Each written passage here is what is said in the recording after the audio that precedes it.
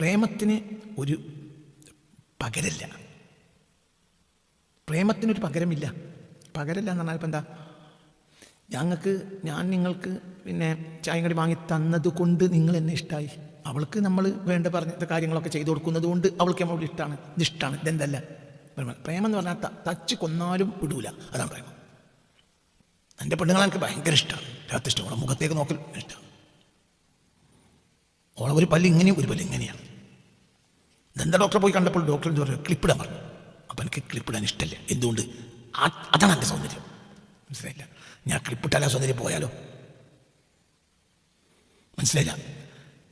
ഇതിപ്പോൾ കൊന്തറമ്പല്ലായിട്ടാണ് നാട്ടിലേക്ക് തോന്നുന്നത്. പക്ഷെ എനിക്കത് ചുരുക്കായിട്ട് തോന്നുന്നത്. എന്തുകൊണ്ട്? എന്തുകൊണ്ട്? പ്രേമം.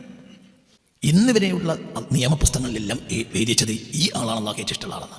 ഇനി ആൾ ഭൂമിയിൽ വന്നാൽ എന്ത് വന്നിട്ടില്ലെങ്കിൽ നമുക്കിപ്പോൾ നിസ്കാരം, നമ്മളിപ്പോൾ നബിയോടുള്ള സ്നേഹം എന്ന് പറഞ്ഞാൽ എന്താ പറയുന്നത്? വഹാബി തബ്ലീഗ് ജമാഅത്ത് ഇസ്ലാമിയൊക്കെ പറയുന്നത് നിസ്കരിക്കാൻ നോമ്പ് കൊടുക്കുക. ഇതാണ് നബി സ്നേഹം.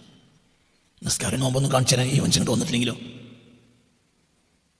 അള്ളാഹുവിന് ഈ ലോകത്തെ ഏറ്റവും ഇഷ്ടമുള്ള സൃഷ്ടി ഈ ആളാണെന്ന് നമുക്ക് ബോധ്യമുണ്ടെങ്കിൽ, ഈ ആളെ കൊണ്ട് പ്രത്യക്ഷത്തിൽ ഒരു ഉപകാരം നമുക്ക് കിട്ടിയിട്ടില്ലെങ്കിലും നമ്മൾ ഏറ്റവും പ്രേമിക്കേണ്ടത്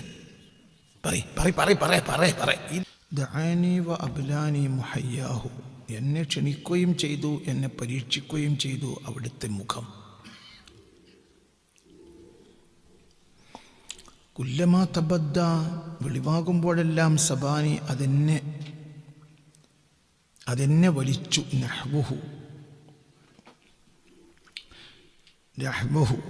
അവിടുത്തെ ഭാഗത്തേക്ക് എന്നെ വലിച്ചു. അരിബക്കു, ഒരു കയർ, ബിസിഖ്, അടിമത്തം കൊണ്ടുള്ള കയർ.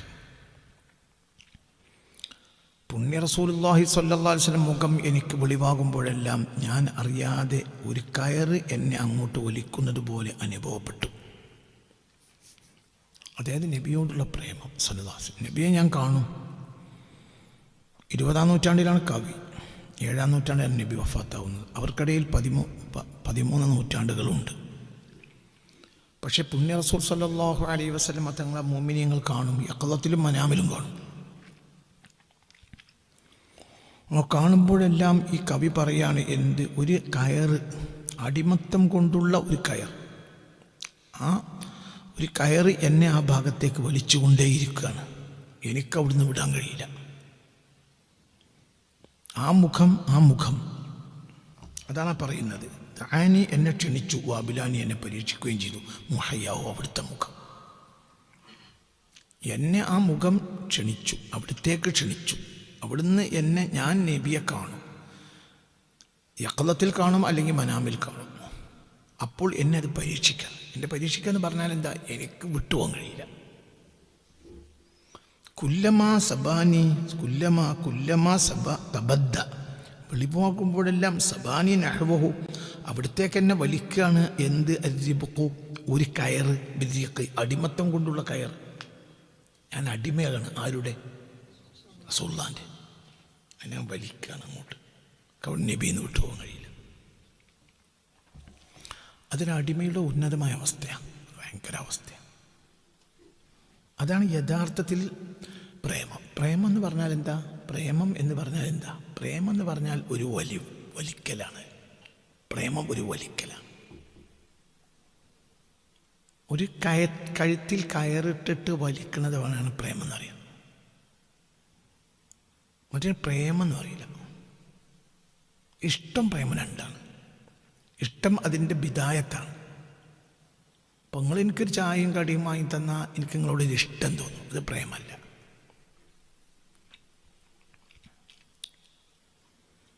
ഇപ്പം നമ്മളെ വസ്ത്രം അലക്കി തരുന്നുണ്ട് ഭാര്യ, അവൾക്ക് ഭക്ഷണം വാങ്ങിക്കൊടുക്കുന്ന കാര്യങ്ങൾ നമ്മൾ അങ്ങോട്ടും ചെയ്യുന്നുണ്ട്.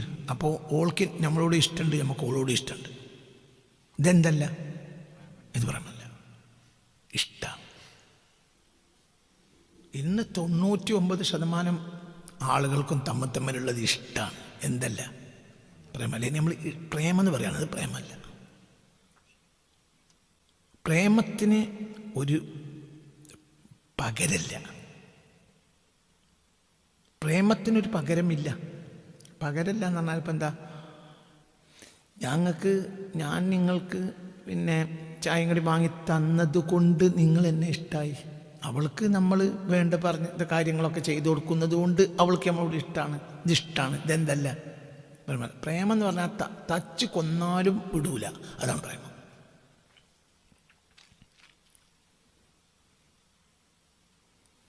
അടിച്ച് കൊല്ലും എന്നാലും വിടൂല. അതെ അതെ, ഒരു അൺകണ്ടീഷണൽ ലവ്.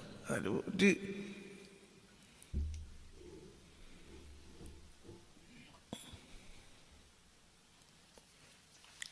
അതാണ് ഇഷ്ടവും പ്രേമവും രണ്ടാണ്. ഇന്ന് നമ്മൾ ഈ കാണുന്നതൊക്കെ ഇഷ്ടമാണ്. ഇഷ്ടത്തിന് നമ്മൾ എന്ത് വിളിക്കുകയാണ്? പ്രേമം എന്ന് വിളിക്കുക. അത് പ്രേമല്ല, ഒരിഷ്ടം.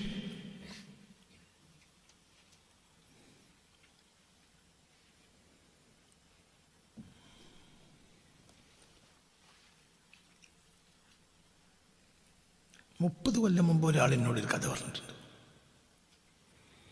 30 കൊല്ലം മുമ്പ് പറഞ്ഞ കഥയാണ്. 30 കൊല്ലം മുമ്പ് ഒരാൾ എന്നോടൊരു കഥ പറഞ്ഞു, വേറൊരാളെ പറ്റി അനുഭവ കഥ.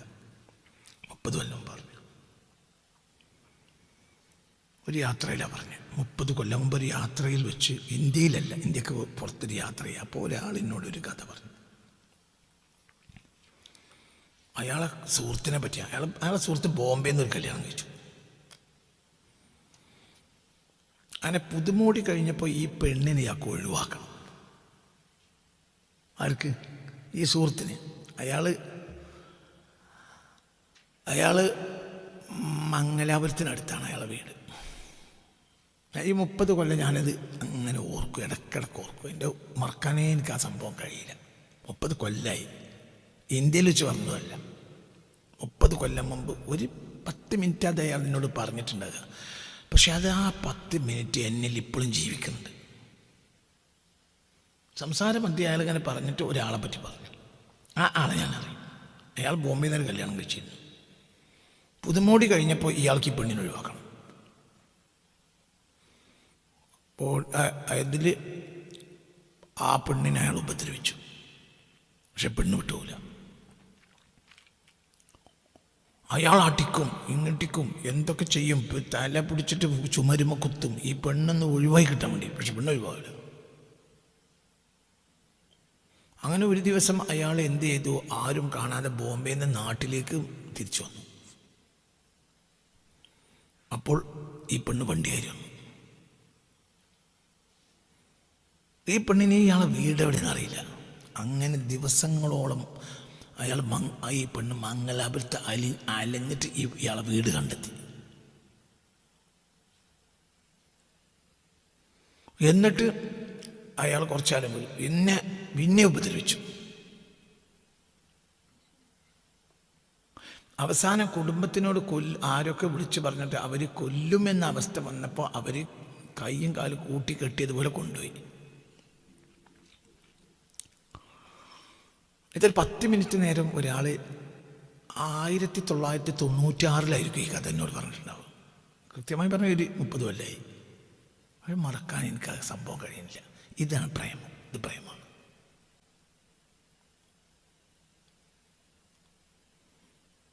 മുഖത്ത് അടിച്ചിട്ട് മുഖമൊക്കെ കരിവാളിച്ചു പോയി അങ്ങനെയൊക്കെ. പക്ഷെ ഈ പെണ്ണിനെ ഇയാൾ വിടാൻ പറ്റൂല.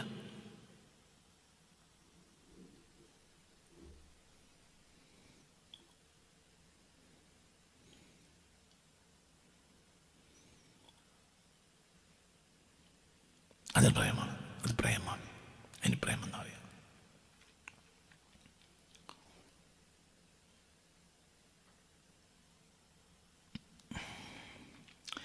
ഈ കഴിഞ്ഞ ആഴ്ച എനിക്ക് കാസർഗോഡ് കൊണ്ടൊരു ആവശ്യമുണ്ടായി. Before 4 days. കഴിഞ്ഞ ഞായറാഴ്ച അങ്ങനെ ആ യാത്രയിൽ എന്നോട് ഒരാൾ അയാളുടെ ഭാര്യ വേറൊരാളെ പ്രേമിച്ച കാര്യം പറഞ്ഞു. അയാളുടെ ഭാര്യ വേറൊരാൾ പ്രേമിച്ചു. അപ്പം പ്രേമിച്ച് ഇപ്പം പല വട്ടം ഇയാളെ നോക്കി. പക്ഷെ ആ പ്രേമം അവർ തമ്മിൽ വിടുന്നില്ല. അങ്ങനെ നിർബന്ധ ഘട്ടത്തിൽ അയാൾ ആ പെണ്ണിനെ തൊലാക്കയിൽ, ഞങ്ങൾ തമ്മിൽ ജീവിച്ചോളി എന്ന് പറഞ്ഞിട്ട് തൊലാക്കയിൽ. അയാൾക്ക് പെണ്ണിന് ഇഷ്ടമാണ്. അങ്ങനത്തെ ഒരാൾക്കില്ല. മനസ്സിലോണ്ട് പറഞ്ഞത്. അങ്ങനെ മറ്റേ ആൾ കല്യാണം കഴിച്ചു. അപ്പോൾ കല്യാണം കഴിച്ചതിന് ശേഷം ദുരനുഭവമാണ് ഈ പെണ്ണിനുണ്ടായത് മറ്റേ ആളിൽ. അങ്ങനെ ഈ അയാൾ പറയുകയാണെങ്കിൽ അടുത്ത കാലത്ത് ഞാനൊരു സ്ഥലത്ത് വെച്ച് ഈ പെണ്ണിനെ കണ്ടുമുട്ടി, പഴയ ഭാര്യ, ഇപ്പോൾ വേറെ ആളെ ഭാര്യയാണ്. അപ്പോൾ ഞങ്ങളൊരു അരമണിക്കൂർ സംസാരിച്ചപ്പോഴെല്ലാം അവൾ പൊട്ടി പൊട്ടി കരഞ്ഞു എന്നോട്. അവനെന്നെ അടിക്കും, അവനെന്നെ തൊഴിക്കും, അവനെന്നെ കട്ടിൽ നിന്ന് തള്ളിയിടും, എന്നെ ഉപദ്രവിക്കുന്നതിന് കയ്യും കണക്കുമില്ല, കഷ്ടപ്പെടുത്തും, എനിക്കൊരു സുഖമില്ല എന്ന് പറഞ്ഞ് അങ്ങനെ വേദനാജനകമായ. അപ്പോൾ ഇയാൾക്കും കണ്ണുനീര് വന്നു. കാരണം ഒന്ന് ഇയാൾ പഴയ ഭാര്യയാണ്, ഇയാൾക്ക് ഈ പെണ്ണിനോട് ഇഷ്ടമാണ്. അപ്പോൾ അവസാനം പറഞ്ഞു, ആയിക്കോട്ടെ, ഓൻ്റെ നിന്ന് പോര്, ഞാൻ വേണമെങ്കിൽ തന്നെ തിരിച്ചെടുക്കാം, അതല്ല എന്നെക്കാൾ നല്ല വേറൊരാളെ കെട്ടിക്കണോ, അതിനും ഞാൻ സഹായിക്കാം, ഞാൻ പോര്. അപ്പോൾ അവളുടെ മറുപടി, എനിക്ക് പോരാൻ കഴിയില്ല, എനിക്കൊന്നും വിടാൻ കഴിയില്ല.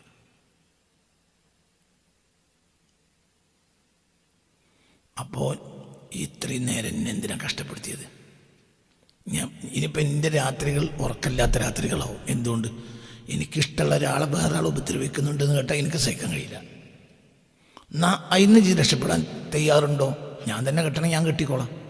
അതന്നെ വേറെ ആളെ കെട്ടിക്കാൻ സഹായിക്കണം, അത് ഞാൻ ചെയ്തോളാം. കാരണം എനിക്ക് തന്നെ ഇഷ്ടമാണ്. അപ്പം പെണ്ണ് പറയാം, എന്നെ കൊല്ലും, എന്നാലും എനിക്കൊന്നെ വിടാൻ കഴിയില്ല. ഇതാണ് പ്രേമം. മറ്റേത് ഇഷ്ടമാണ്. ഇഷ്ടം പ്രേമം രണ്ടാണ്. വിടാൻ കഴിയില്ല. ഇതാണ് പ്രേമം. പ്രേമം എന്നൊരു സംഗതി അങ്ങനെയാണ്. പ്രേമം എന്ന് പറഞ്ഞാൽ അതാണ്. നമ്മൾ ഇഷ്ടത്തെ പ്രേമം എന്നറിയാം. പുണ്യ റസൂലിനോടുള്ള പ്രേമമാണ് ഇനി നമ്മളെ വിഷയം. നമ്മൾ നരകത്തിൽ നിന്ന് രക്ഷപ്പെടുത്തുന്ന ഒരാൾ എന്ന നിലയിൽ അങ്ങനത്തെ ഒരാൾ നമുക്ക് വേണമല്ലോ. അവിടെയും വേണമല്ലോ നമുക്കൊരാൾ. ഇവിടെ ഇപ്പം നമുക്ക് കോൺഗ്രസ് ഉണ്ട്, ലീഗ് ഉണ്ട്, കമ്മ്യൂണിസ്റ്റ് ഉണ്ട്. ഇവിടുത്തെ കാര്യമൊക്കെ പോയി നോക്കിക്കോളും. അവിടെ ചെല്ലുമ്പോൾ നമുക്കൊരു ആൾ വേണമല്ലോ. ആ ആളാണ് മുഹമ്മദ് നബി. ഇതെന്തല്ല പറയതല്ല പറയും മുത്തക്കിങ്ങളെ, ഇതെന്തല്ല, ഇത് പറയാമല്ല, ഇതിഷ്ടമാണ്. ഏറിയൊന്നല്ല, ഇതും ഇഷ്ടമല്ല, ഇതിഷ്ടമല്ല, ഇത് ഇഷ്ടമാണ്. നമ്മളിങ്ങനെ പ്രേമം എന്ന് പറഞ്ഞാൽ പ്രേമമാണ്. നബി നമ്മളെ നരകത്തിന് രക്ഷപ്പെടുത്തിയില്ല. എന്തേ പ്രശ്നം? എന്താ? നരകത്തിന് രക്ഷപ്പെടുത്തുന്ന ഒരാളോടുള്ള സ്നേഹമാണ്. മുഞ്ചിൽ ഖലായക മിൻ ജഹന്നമ ഫീ ഗദി, അത് പ്രേമമാണോ? അവൻ പ്രേമല്ലല്ലോ.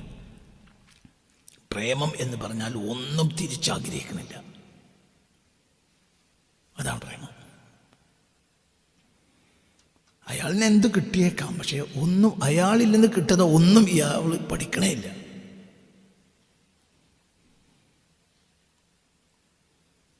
ഭർത്താവ് ഗൾഫിൽ നിന്ന് വന്നു, വലിയൊരു പെട്ടി കൊണ്ടുവന്നു, 2 പെട്ടി കൊണ്ടുവന്നു. ആഴ്ച 1 കഴിഞ്ഞു, പെട്ടി അവിടെ കിടക്കുന്നുണ്ട്. ഇതുവരെ ഒന്ന് കത്തി വെച്ച് തുറന്നു വരെ ഓള് നോക്കിയില്ല. എന്നല്ല ഓൻ തന്നെ പറഞ്ഞു, നമുക്കത് പൊളിക്കുക, അതിന് കാലത്തിലുണ്ട്, നിങ്ങൾ ഇവിടെ ഇരിക്കി. 2 കൊല്ലാലും നമ്മൾ മുന്നിൽ കണ്ടിട്ട് ഇതെന്താണ്? ഇത് പ്രേമമാണ്. ഇത് പ്രേമം, അത് പ്രേമമാണ്.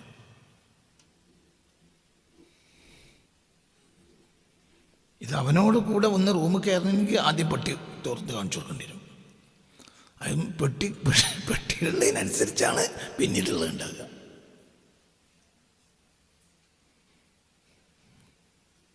അപ്പോൾ ഇന്ന് നമ്മൾ ഈ പറയുന്നതൊന്നും പ്രേമമല്ല. ദഅനി വ അബ്ലാനി മുഹയ്യാഹു കുല്ലമാ തബദ്ദ സബാനി നഹബഹു റിബ്ഖു ബിരിഖ്. ആ മുഖം എനിക്ക് അള്ളാഹു വെളിവാക്കി തരും. അപ്പോഴെല്ലാം ഒരു അടിമത്തത്തിൻ്റെ കയർ അവിടത്തേക്ക് നേർക്ക് എന്നെ വലിച്ചിക്കുന്നത് പോലെയാണ്. എനിക്ക് നബീന്ന് തലണ്ടെടുക്കാൻ കഴിയില്ല. ഇത് പ്രേമമാണ് കവിക്ക്. നമുക്കതില്ല, ഒരിക്കലും ഇല്ല, എനിക്കില്ല.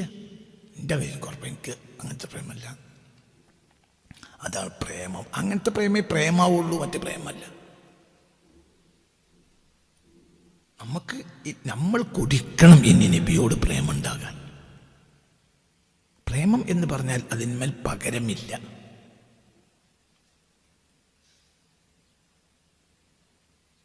നീ ദേഷ്യപ്പെടുമ്പോൾ ഓളും ദേഷ്യപ്പെടും, അതെന്ത് പ്രേമാണ്? ഓള് ദേഷ്യപ്പെട്ടാൽ നീയും ദേഷ്യപ്പെടും, അതെന്ത് പ്രേമാണ്? നീ എത്ര ദേഷ്യപ്പെട്ടാലും ഓള് ദേഷ്യപ്പെടില്ല, അപ്പോൾ ഒക്കെ നിന്നോട് പ്രേമാണ്. എന്ത് ദുരനുഭവം ഉണ്ടായാലും അവൾ നിന്നെ ദേഷ്യപ്പെടില്ല, ഒന്നും ചെയ്തു കൊടുത്തില്ലെങ്കിലും എതിരിയില്ല.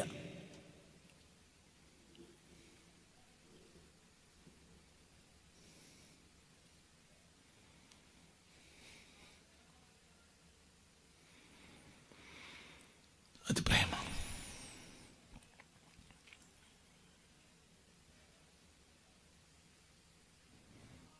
ചിന്തിക്കണം, ഇത് പ്രേമം.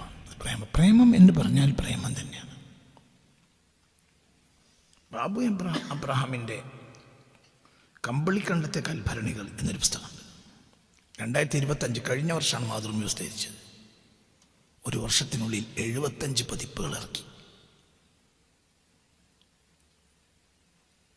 അതൊരു നിലക്ക് മലയാളത്തിലെ ഒരു അത്ഭുതമാണ് ആ പുസ്തകം.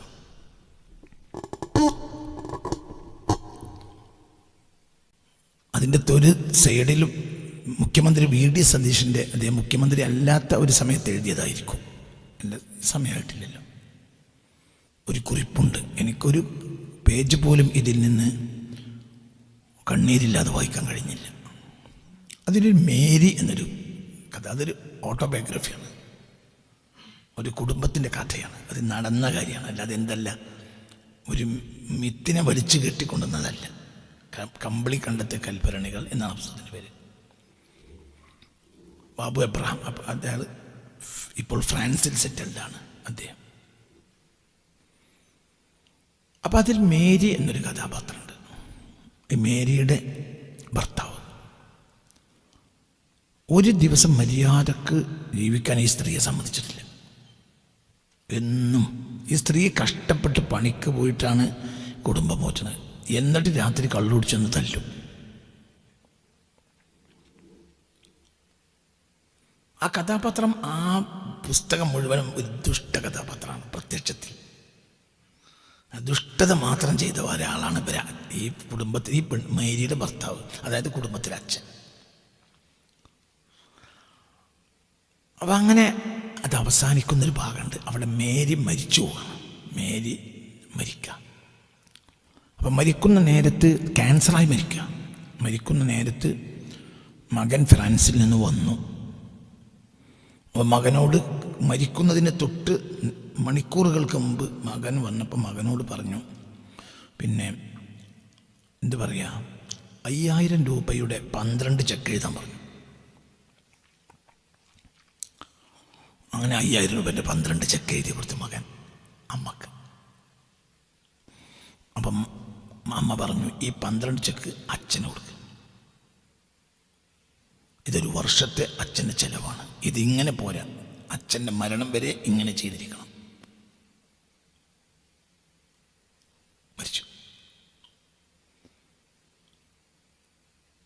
മനസ്സിലായില്ല? ഇത് പ്രേമമാണ്. ഈ സ്ത്രീ ദുഷ്ടതയല്ലാതെ ഈ ഭർത്താവിൽ നിന്ന് അനുഭവിച്ചതല്ല. ഒരു വലിയ പ്രശ്നം ഉണ്ടായപ്പോൾ ആ അച്ഛൻ 12 കൊല്ലം നാടോട്ട് ഒരുവൻ തിരിച്ചു വരിക. ഈ വീട്ടിൽ ദ്രോഹം മാത്രം ചെയ്ത അച്ഛൻ 12 കൊല്ലം നാടോട്ട് പോകും, പിന്നെ തിരിച്ചു വരും. തിരിച്ചു വരുമ്പോൾ ഒരു അഭിപ്രായക്കേടുണ്ടാവും. മക്കളൊക്കെ പറയും അച്ഛനെ വേണ്ട, കാരണം ഇനി നമുക്ക് സഹിക്കാനാവില്ല. എന്ത് പറഞ്ഞു മാപ്പ് പറഞ്ഞാലും ഇയാൾ പിന്നെയും കള്ളുടിച്ച് വന്ന് തല്ലും. അതുകൊണ്ട് നമ്മൾ ഇങ്ങനെ ജീവിച്ചു പോകാം, ഇയാളെ ഇനി വീട്ടിൽ കയറ്റാൻ പാടില്ല എന്ന്. അപ്പോൾ തള്ള വന്ന് ഈ അടിയും തൊഴിയും മാത്രം കിട്ടുന്ന ഈ സ്ത്രീ വന്നിട്ട് പറയുകയാണ്, ഞാൻ അച്ഛൻ്റെ കൂടെ നിൽക്കും, നിങ്ങൾക്ക് വേണി പോവാം, അച്ഛനെ ഒഴിവാക്കൂല. ഇതെന്താ? ഇത് പ്രേമം. ഇത് പ്രേമാണ്. ഇതൊക്കെ സത്യമാണ്. അവൻ നബിയോട് നമുക്കുണ്ടാകേണ്ടത് ഇതിൻ്റെ ഉന്നതമായ അവസ്ഥയാണ്. നമ്മൾ ഇഷ്ടം എന്ന വാക്കും പ്രേമം എന്ന വാക്കും രണ്ടും കൂടി ഒന്നാക്കി പറയരുത്. വളരെ ചിന്തിക്കണം. നമ്മളിന്ന് ഇഷ്ടത്തിനെയാണ് എന്ത് പറയണത്? ഒരിക്കലും ഇഷ്ടം പ്രേമം ഒന്നല്ല. പ്രേമമാണ്. പ്രേമത്തിന് പകരമൊന്നുമില്ല. കൊന്നാലും അവസാന ശ്വാസത്തിലും ഈ മനുഷ്യന് വിധേയമായിരിക്കും പ്രേമിക്കുന്ന ആൾ. അടിച്ചു കൊല്ലാണെങ്കിലും എതിരും അറിയില്ല. അതാണ് പ്രേമം. അങ്ങനെ പ്രേമിക്കുന്ന ഒരു മനുഷ്യനെ നിങ്ങളുടെ ജീവിതത്തിൽ കണ്ടിട്ടുണ്ടാവും. ഞാൻ കണ്ടിട്ടില്ല. ഞാൻ എൻ്റെ ജീവിതത്തിൽ കണ്ടിട്ടില്ല. ഉണ്ടെങ്കിൽ ഒരളവിൽ അങ്ങനെ ഒരാൾ എൻ്റെ ജീവിതത്തിൽ ഉണ്ടായിട്ടുണ്ടെങ്കിൽ അതെൻ്റെ ഉമ്മയാണ്. എൻ്റെ ഉമ്മക്ക് പാപ്പാനെ ഭയങ്കര പ്രേമമായിരുന്നു.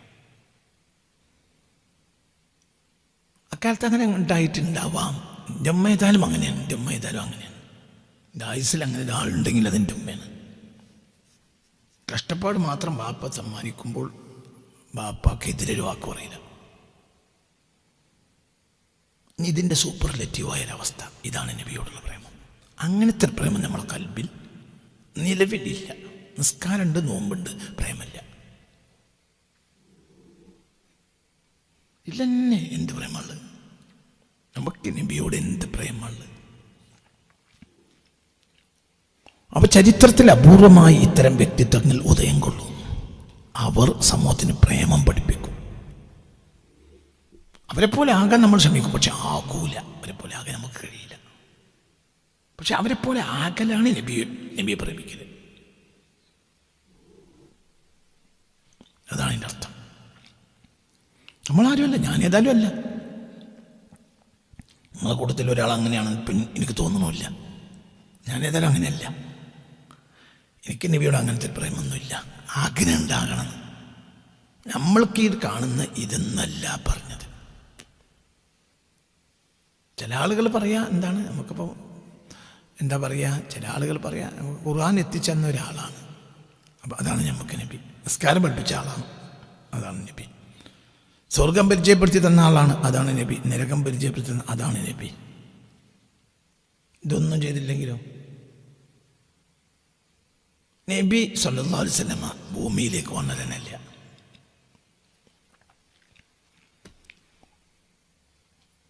അള്ളാഹു നബിയോട് പറഞ്ഞു, മുഹമ്മദ് നബി ഞങ്ങൾ ഭൂമിയിൽ പോയിട്ട് പ്രബോധനം ചെയ്യുന്നു. അപ്പം നബി പറഞ്ഞു, എനിക്ക് സുഖമില്ല, ഞാൻ അവിടെ കിടക്കുകയാണ്. അള്ളാഹു ഒരു മാധ്യമം വഴി നമ്മളെ അറിയിച്ചു, ഈ ലോകത്തിനൊക്കെ അനുഗ്രഹമായിട്ട് ഒരാളെ ഞാൻ പഠിച്ചിട്ടുണ്ട്. അയാൾ എനിക്ക് വലിയ ഇഷ്ടമാണ്. ഞാൻ അയാളോട് ഭൂമിയിൽ വന്നിട്ട് നിങ്ങളോട് പ്രബോധനം ചെയ്യാൻ വേണ്ടി പറഞ്ഞു. പക്ഷേ അയാൾ പറയണത് എനിക്ക് സുഖമില്ല, ഞാൻ കിടക്കുകയാണ്. പക്ഷെ എന്നാലും എനിക്ക് അയാളെ ഇഷ്ടമാണ്. ഈ വ്യക്തിയോട് നമുക്കിഷ്ടം ഉണ്ടാകണം. പക്ഷെ ഉണ്ടോ ഇല്ലേ? നല്ല ധൈര്യമായിട്ട് പറഞ്ഞോളേ. നിങ്ങൾ വലിയ ഔലിയാകണ്ട. ഔലിയാക്കുള്ള ക്ലാസ് അല്ലത്. നിന്നെപ്പോലത്തെ അമുക്കുള്ള ക്ലാസ്സാണ്. ഔലിയാക്ക് ഇതിലെ ഇറങ്ങിപ്പോകാം. അല്ല, നിങ്ങൾ ഔലിയാക്കണമെങ്കിൽ ഇതിലെ പോയി കളി. നിന്നെപ്പോലത്തെ അമുക്കുള്ള ക്ലാസ്സാണ്. ഔലിയാക്കന്മാർ ഇങ്ങോട്ട് വരരുത്. നിങ്ങളെ താടി ഔലിയത്തിലൊക്കെ എനിക്കും അറിയാടാ. നിങ്ങൾക്കൊരു ഒലക്കിയില്ല നബിനോട് അങ്ങനെ പ്രേമമുള്ള ഒരു മനുഷ്യനെ ഞാനോട് കണ്ടിട്ടില്ല. സത്യമാണ് ഈ പറയണത്. നബിനോട് അന്ന് പറഞ്ഞു, നബി എന്ത് കടത്താ നിങ്ങൾ പോയി, അത് ഭൂമിയിൽ പോയി പ്രബോധനം ചെയ്യാം. നബി പറഞ്ഞു, എന്ത് ഇവിടെ കടന്നു നോക്കുമ്പോൾ ഒരു സുഖമാണ്, ഞാൻ പോണില്ല.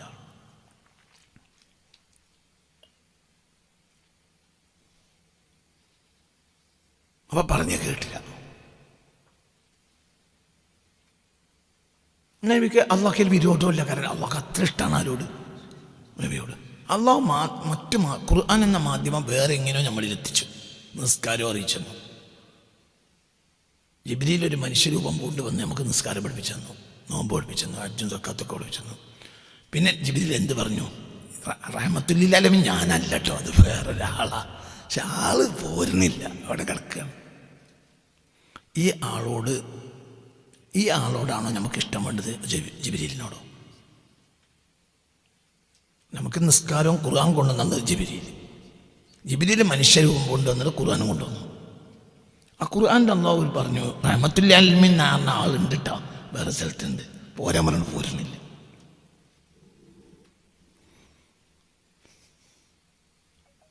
അയാളോട് കിടക്കുക എന്ന് പറഞ്ഞു നോക്കുക.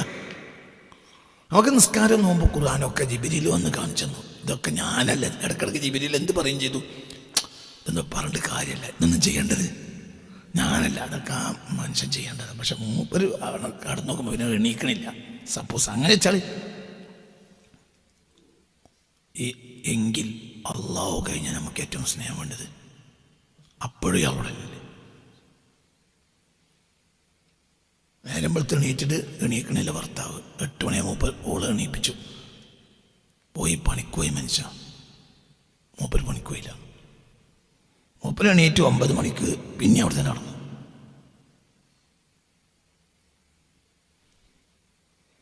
അപ്പോഴാണ് ഓളമ്മ, അതായത് ഈ അപ്പരിയിലെ അമ്മായിമ്മ, ഇവൻ്റെ അമ്മായിമ്മ, ഓളമ്മ കയറി വന്നൊരു 10 മണിക്ക്. ഓനൊന്നും പണിക്കുപോയില്ല എന്നാണ് കുറ്റം പറഞ്ഞു തുടങ്ങിയപ്പോൾ ഓളെന്ത് പറഞ്ഞു, മൂപ്പരെ കുറ്റം പറയില്ല. ആ മനുഷ്യൻ നന്മയുള്ള ആളാണ്, എനിക്കറിയാലോ, എൻ്റെ കുട്ടികളെ വാപ്പയാണ്. 10 പൈസ ഉണ്ടാക്കി കൊടുക്കൂല, എങ്കിലും ഓൾക്കോനിഷ്ടമാണ്. ഇതാണ് എന്ത് പ്രേമം. ഒരു ഉത്തരവാദിത്വം നിർവഹിക്കൂല, അതാണ് പ്രേമം. നമ്മളിപ്പോൾ ഖുർആൻ കൊണ്ടുവന്നൊരു വ്യക്തിയോടുള്ള ബഹുമാനല്ലേ പ്രേമം. ഏറി വന്നാൽ നിസ്കാരം പഠിപ്പിച്ചു, നോമ്പ് പഠിപ്പിച്ചു, അതല്ലേ. ഇതിൻ്റെയൊക്കെ മാറ്റിച്ചാൽ അള്ളാഹു പറയാണ് എനിക്ക് ഏറ്റവും ഇഷ്ടപ്പെട്ടൊരു വ്യക്തിയുണ്ട് എന്ന് അള്ളാഹു പറഞ്ഞു. ആ വ്യക്തിയെപ്പോലെ എനിക്കിഷ്ടമുള്ള ഒരാളുമില്ല എന്ന് അള്ളാഹു നമ്മളെ അറിയിച്ചെന്നാൽ ഈ മനുഷ്യനെ നമ്മൾ ഭൂമിയിലും കണ്ടില്ല, സ്വർഗത്തിലും കണ്ടില്ല. എന്നാലും നമ്മൾ സ്വർഗത്ത് കണ്ടുമുട്ടി എന്താ പറയുക, ഇതൊന്നല്ല കേട്ടോ, നമ്മളാൾ വേറെയാണ്, ആളെ കാണുമെന്ന് പോലും അറിയില്ല, എന്നാലും ആളാണ് കേട്ടോ മഹാൻ എന്നല്ലേ നമ്മൾ പറയേണ്ടത്. കാരണം അള്ളാഹുവിന് ഏറ്റവും അള്ളാഹു നമ്മളെ സ്രഷ്ടാവാണെങ്കിൽ, അള്ളാഹ് നമ്മളെ സ്രഷ്ടാവാണെന്ന് നമുക്ക് ബോധമുണ്ടെങ്കിൽ അള്ളാഹ്ക്ക് ഏറ്റവും ഇഷ്ടമുള്ള ആളായിരിക്കണമല്ലോ നമുക്ക് ഏറ്റവും ഇഷ്ടമുള്ള ആൾ. ഇന്ന് വരെയുള്ള നിയമപുസ്തകങ്ങളിലെല്ലാം എഴുതിച്ചത് ഈ ആളാണ് അള്ളാഹ്ക്ക് ഏറ്റവും ഇഷ്ടമുള്ള ആളെന്ന്. നീ ആൾ ഭൂമിയിൽ വന്നാൽ എന്ത്, വന്നിട്ടില്ലെങ്കിൽ എന്ത്.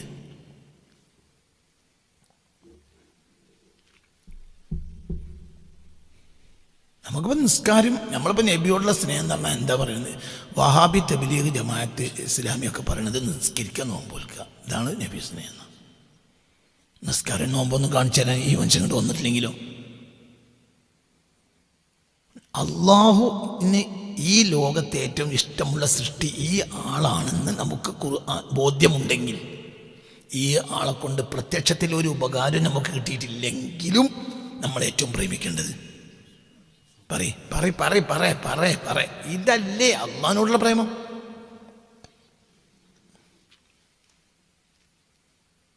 ആണോ അല്ലേ?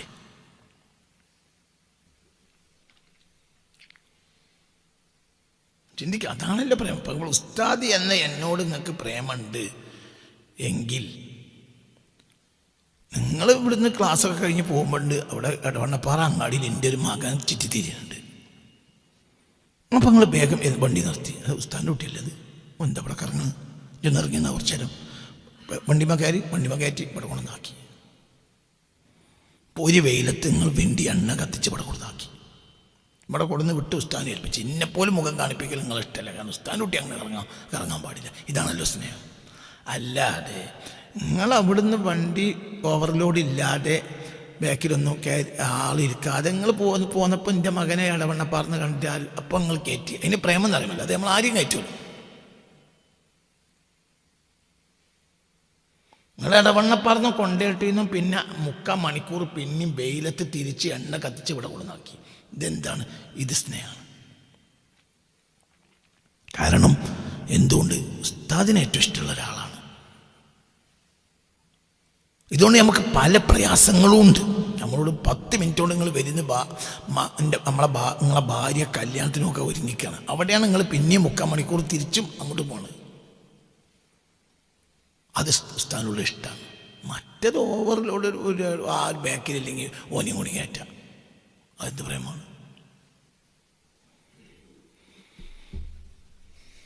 നിങ്ങൾക്ക് പറഞ്ഞത് മനസ്സിലായില്ലേ? അപ്പോൾ അല്ലാഹു സുബ്ഹാനഹു വ തആലക്ക് ഇഷ്ടമുള്ള ആൾ മുഹമ്മദ് നബി എന്നറിഞ്ഞാൽ അല്ലാഹു സുബ്ഹാനഹു വ തആലയോട് നിനക്കിഷ്ടമുണ്ടെങ്കിൽ, അല്ലാഹു തആലയോട് നിനക്കിഷ്ടമുണ്ട് എങ്കിൽ ഒരു ഉപകാരം കിട്ടിയിട്ടില്ലെങ്കിലും നമുക്ക് ഏറ്റവും പ്രധാനപ്പെട്ട ആളാരാകണം? റസൂലുള്ളാഹി. അങ്ങനെ നമ്മളെ ചർച്ച തന്നെ വരുന്നില്ലല്ലോ. അങ്ങനത്തെ ചർച്ച ഇപ്പം നമ്മളുടെ ഇടയിലുണ്ടോ? അങ്ങനത്തെ ചർച്ചനല്ലേ. ഖുർആൻ നബി കൊണ്ടുവന്നിട്ടില്ലെങ്കിൽ എന്താ? ജിബ്രീലും മനുഷ്യനായി വന്നൂടെ? ജിബ്രീൽ മനുഷ്യനായി വന്ന സന്ദർഭം ഉണ്ടായിട്ടുണ്ടല്ലോ. എന്തേ ഉണ്ടായിട്ടില്ലേ? ജിബ്രീൽ മനുഷ്യനായി വന്ന് മറ്റേ അമ്പിയാക്കൾക്ക് കൊടുത്ത മാതിരി മുസ്ലിമീങ്ങൾക്ക് ഖുർആൻ കൊടുത്തു പോയി. എന്നിട്ട് ജിബ്രീൽ എന്ത് പറഞ്ഞു? പിന്നെ ഇതിൻ്റെ ഇതല്ല കേട്ടോ, പിന്നെ നമ്മൾ വേറെ ആളതാണിത്. പക്ഷെ ആളല്ലാഹു തആലക്ക് അത്ര ഇഷ്ടമുള്ള ആളാണ്.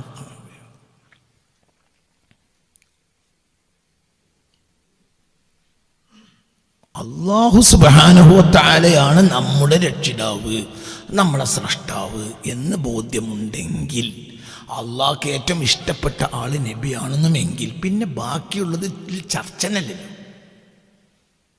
ഉണ്ടോ? പറയും. പിന്നെ ബാക്കിയുള്ളതിൽ ചർച്ച ഉണ്ടോ? പറയാം. ഇല്ല. പിന്നെ നമ്മളെ ഖബറിൽ നമ്മളെ കൊണ്ടുപോയി വെക്കുമ്പോൾ തല്ലെഴുതിട്ടോ എന്ന് വന്ന് പറഞ്ഞു എന്നുള്ളതില്ല, ഇത് ചർച്ചല്ലല്ലോ. പിന്നെ സിറാത്ത് പാലം കടത്തി തരിക എന്നുള്ളടത്ത് ചർച്ചല്ലല്ലോ. പിന്നെ ഔദുൽ കൗസർ തരിക എന്നുള്ളടത്ത് ചർച്ചല്ലല്ലോ.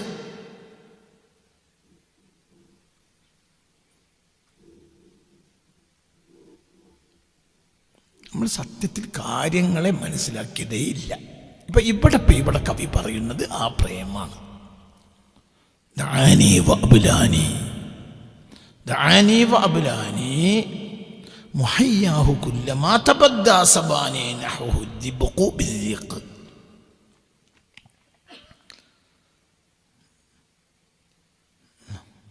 ദഅനി വഅബ്ലാനി മുഹയ്യാഹു അവിടുത്തെ മുഖം, അവിടുത്തെ മുഖം.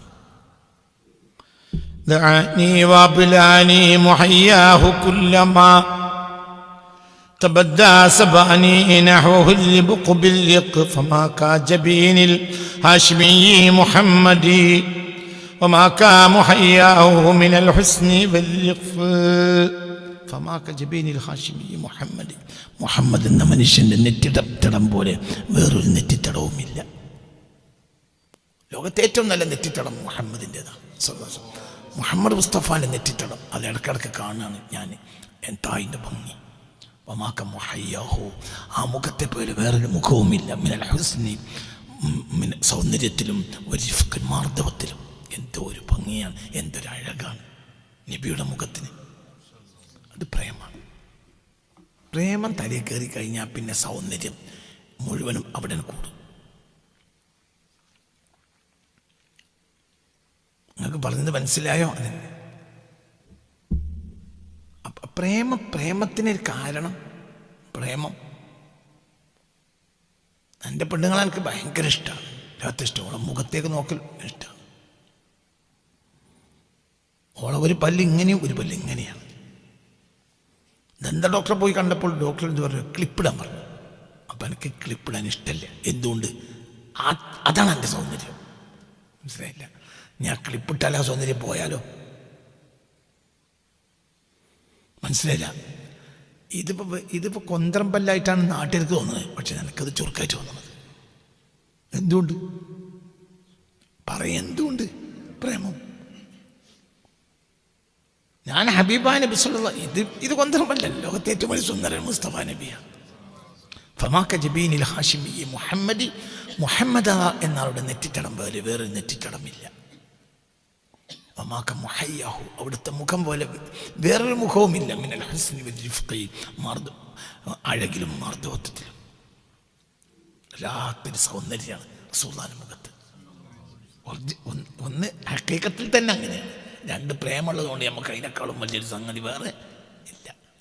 പിന്നെ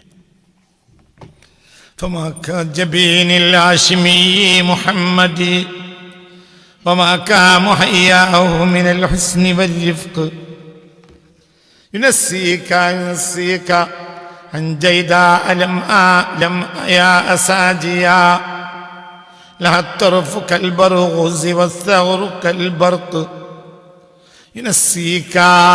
ആ മുഖം നിന്നെ മറപ്പിച്ചു കളയും. അഞ്ചൈദാ അതിസുന്ദരിയെ തൊട്ട്, ലംയാ ലംയാ ജയ്ദാ എന്ന കഴുത്ത് നീണ്ട സൗന്ദര്യം, ലംയാ എന്ന് പറഞ്ഞാൽ ചുണ്ടിന് അഴകുള്ള സൗന്ദര്യം, സാജിയൻ മാർദ്ദവത്വത്തിൽ ഭയങ്കര മാർദ്ദവം മിനുസം. ജയ്ദാ എന്ന് പറഞ്ഞാൽ കഴുത്ത് നീണ്ട സൗന്ദര്യം, കഴുത്ത് കുറുകാൻ പാടില്ല, എന്നാൽ കഴുത്ത് നീളാനും പാടില്ല. കഴുത്തിൻ്റെ ഭംഗിയാണ് ജയ്ദാ, കഴുത്ത് ഭംഗിയുള്ളവർക്കാണ് ജയ്ദാ എന്ന് പറയുക. ലംയ എന്ന് പറഞ്ഞാൽ ചുണ്ടിന് സൗന്ദര്യം. ചില ആളുകളെ കഴുത്ത് കണ്ടിട്ടില്ലേ, അത് ഇങ്ങനെ ഇവിടെ അങ്ങോട്ട് ഫിറ്റായി വന്നിട്ട് നമുക്ക് തോന്നും, ചുറുക്കല്ല. കാണാനൊക്കെ നല്ല, മുഖത്തൊക്കെ നല്ല നല്ല വട്ടം മുഖമാണ്, നല്ല രസമുണ്ട്. പക്ഷേ അതിങ്ങനെ ഫിറ്റാക്കിയൊക്കെയാണ്. എന്ത് അത് കണ്ടില്ലേ, ഈ എന്താ പറയുക, ആമൻ്റെ കഴുത്ത് ഇളകണ മതി, ഇവിടുന്ന് ഇങ്ങനെ ഇളകും. നല്ല നല്ല ചുറുക്കുണ്ട്, നെഞ്ച് ചുറുക്കുണ്ട്, ഇവിടെയൊക്കെ ചുറുക്കുണ്ട്, മുഖം ചുറുക്കുണ്ട്. പക്ഷേ എന്തില്ല, കഴുത്ത് മനസ്സിലായില്ല. കഴുത്തിന് അല്പം നീളം ഉണ്ടാകുക എന്നുള്ള സൗന്ദര്യത്തിൻ്റെ ഭംഗി, അതുതന്നെയാണ് ജയ്ദാ എന്ന് പറയുക. കഴുത്തിന് ഭംഗിയുള്ളവൾ എന്നാണ് ജയ്ദാ എന്നാണ്. ചുണ്ടിന് ഭംഗിയുള്ളവർ ലംയാ, സാജിയൻ മാർദ്ദവത്വത്തിൽ. നിങ്ങളെ പോലത്തെ അന്തം കമ്മിയോടുള്ള കാര്യമില്ല. നിങ്ങൾക്ക് എന്ത് സൗന്ദര്യം, എന്ത് സൗന്ദര്യം. നിങ്ങൾക്ക് പൊറാട്ടി ഇറച്ചി തിന്നണം നല്ലതല്ല. തീർന്നു കഴിഞ്ഞാൽ നാരങ്ങാടി പോയിട്ട് പൊറാട്ട എന്നായിരുന്നു നിൽക്കണം. സത്യം പറഞ്ഞ ഇവിടെ നാരങ്ങാളി ഉള്ളത് കൊണ്ടാണ് ഈ ക്ലാസ് ഇവിടെ നടന്നോണത്. കാരണം അപ്പേരില്ലെങ്കിലും കുറച്ചാൾ ഇവിടെ വരുമല്ലോ. സീക്ക, ആ മുഖം നിന്നെ മറപ്പിച്ച് കളയും. ജയ്ദാഇനെ തൊട്ട്, ലംയാ ആയ ജയ്ദാ, ലംയാ എന്ന ചുണ്ടിന് ഭംഗിയുള്ളവൾ, മാർജവൻ സാജിയൻ മാർദ്ദവത്വത്തിൽ. ലഹ അവൾക്കുണ്ട് അത്തൊറുഫു ഒരു കണ്ണ്, കൽബറൂസി. കൽബറൂസ് എന്ന് പറഞ്ഞാൽ പശുക്കുട്ടിയുടെ കണ്ണ്, പശുക്കുട്ടിയുടെ കണ്ണ്. പശുക്കുട്ടിയായിരിക്കും, പശുവിൻ്റെ കണ്ണ് ഭയങ്കര ഭംഗിയിരിക്കും. മുൻപല്ലാകട്ടെ കൽബറക്കി, ഇടിമിന്നു പോലെ പ്രകാശിക്കുന്നതാണ്. അങ്ങനത്തെ പെണ്ണിനെ തൊട്ട് ആജാതി സൗന്ദര്യം. വായങ്ങോട്ട് തുറന്നാൽ എന്താണ്, വായങ്ങോട്ട് തുറന്നാൽ പല്ല്, ചുണ്ടിന് സൗന്ദര്യം, കഴുത്തിന് സൗന്ദര്യം, പിന്നെയോ കണ്ണിന് സൗന്ദര്യം. പശുക്കുട്ടിയുടെ കണ്ണാണ് രാത്രി. പശുക്കുട്ടികൾക്ക് എന്താ, അതിൻ്റെ തുടക്കകാലത്ത് നല്ല അഴകുള്ള കണ്ണുണ്ടാവും, നല്ല വെണ്മുണ്ടാവും, വെള്ളക്ക് നല്ല ഭംഗിയുണ്ടാവും, കൃഷ്ണമണിക്ക്. അതാണ് പശുക്കുട്ടികളുടെ കണ്ണിന് നല്ല സൗന്ദര്യമായിരിക്കും. കൽബറൂസ്, പശുക്കുട്ടിയുടെ കണ്ണ് പോലെ. വസ്തഖറും, ആ പല്ലാകട്ടെ മുന്നിലെ പല്ലോ, കൽബറക്ക് പ്രകാശിച്ച് ഇടിമിന്ന് പോലെ പ്രകാശിക്കും. അങ്ങനത്തെ പല്ലും അങ്ങനത്തെ കണ്ണും അങ്ങനത്തെ ചുണ്ടും അങ്ങനത്തെ കഴുത്തുമൊക്കെയുള്ള ഒരു പെണ്ണിനെ തൊട്ട് ഈ മുഖം നിന്നെ മറപ്പിച്ച് കളയും. ഈ മുഖം കണ്ടാൽ പിന്നെ അതൊന്നും ഓർമ്മ ഉണ്ടാവില്ല. അത്രയും വലിയ സൗന്ദര്യമാണ് അവർക്ക്. സല്ലല്ലാഹു അലൈഹി വസല്ലം റസൂലുള്ളാഹിനെ ഒരിക്കൽ നീ കാണേണ്ടതുപോലെ കണ്ടാൽ പിന്നെ നിനക്ക് ദുനിയാവിലൊന്നും ഓർമ്മ ഉണ്ടാവില്ല. പിന്നെ നബിയല്ലാത്ത ഒരു ചിന്ത ഉണ്ടാവില്ല. കാണേണ്ടതുപോലെ കണ്ട റസൂലുള്ളാഹിനെ കണ്ട പിന്നെ ഒന്നും ഓർമ്മ ഉണ്ടാവില്ല. റസൂലുള്ളാഹി മാത്രമേ ഓർമ്മ ഉണ്ടാവൂ. അതാണ് റസൂലുള്ളാഹിനെ കാണലും. സല്ലല്ലാഹു അലൈഹി വസല്ലം. അല്ലാഹു തആല നമുക്ക് തൗഫീഖ് തരട്ടെ.